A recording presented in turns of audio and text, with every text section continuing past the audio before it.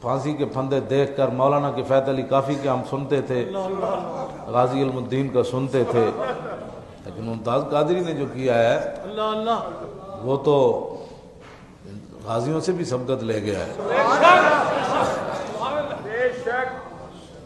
اس طرح جھوم کے کھڑے ہو کر، حالانکہ اور پھانسی کا یہ دستور ہے کہ جب بھی کوئی کسی کو لے جاتا ہے 2 پولیس والے دائیں 2 بائیں ہوتے ہیں، لیکن غازی صاحب 5-5 فٹ ان سے آگے جھوم کر چل رہے ہیں۔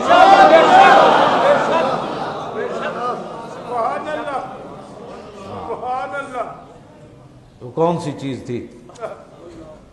اور غازی صاحب کا جو نوکر تھا وہ پولیس والا، وہ کہنے لگا غازی صاحب نے مجھے فرمایا تھا کہ میں نے روزہ رکھنا ہے، صبح پیر ہے، تو کہنے لگا میں نے جا کر 12:15 بجے جگا دیا،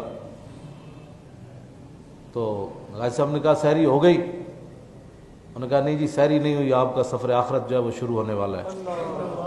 تو وہ پولیس والا تڑپ کر بتا رہا تھا کہ غازی صاحب نے کہا الحمدللہ الحمدللہ۔ کیا ہے یہ کون سی چیز ہے؟